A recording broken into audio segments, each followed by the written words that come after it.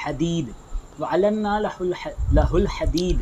ہاں جی، اور ہم نے اس کے ساتھ اس کے لیے لوہا جو ہے وہ نرم کر دیا. جی یعنی علنا جو ہے اردو میں استعمال ہوتا ہے ملین، یہ کھانا بڑا ملین ہے، یعنی بڑا نرم کرنے والا ہے، اس کو کہتے ہیں. ٹھیک ہے، تو ہم نے اس کے لیے نرم کیا لوہے کو. اس کا مطلب یعنی لوہا جو ہے ان کے ہاتھوں میں، جس طرح ہم گیلی مٹی سے چیزیں بناتے ہیں نا، اس طرح اللہ تعالیٰ ان کے ہاتھوں میں لوہے کو کر دیتا تھا اور وہ اس سے چیزیں بنا لیتے تھے. اب ڈاکٹر صاحب یہ ایک معجزہ تھا. ہاں، یہ معجزہ جو تھا، حضرت داؤد علیہ السلام کے ہاتھ پر ظاہر ہوتا تھا، اللہ کے حکم سے ظاہر ہو جاتا تھا.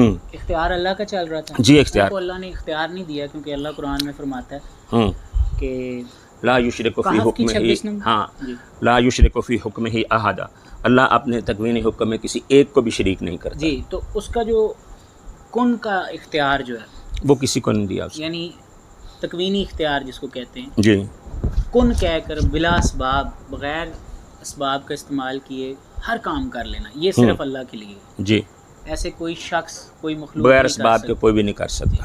تو چونکہ اللہ پاک نے ان ساری چیزوں کو حکم دے دیا کہ آپ تابعداری کرو، پہاڑوں اور پرندوں تابعداری کرو داؤد علیہ السلام کی، اور لوہا بھی نرم کر. اب ظاہر ہے کہ یہ ان کے اختیار میں تو نہ تھا کہ وہ کر سکتے، کیونکہ جب تک وہ اللہ نے یہ حکم نہیں دیا تھا پہاڑوں اور پرندوں کو اور لوہے کو کہ وہ نرم ہو جائے ان کے لیے، اور پہاڑ اور پرندے فرمانبردار ہو جائیں، اس وقت تک نہیں تھے. اس وقت تک بالکل وہ نہیں کر سکتے تھے. یعنی اس کا مطلب ہے وہ اپنے اختیار سے کچھ نہیں کر سکتے تھے، اور نہ ہی اللہ نے اپنے اختیار میں کسی کو شریک فرمایا. ہاں جی، صرف ان کے ہاتھ پہ معجزے ظاہر ہو رہے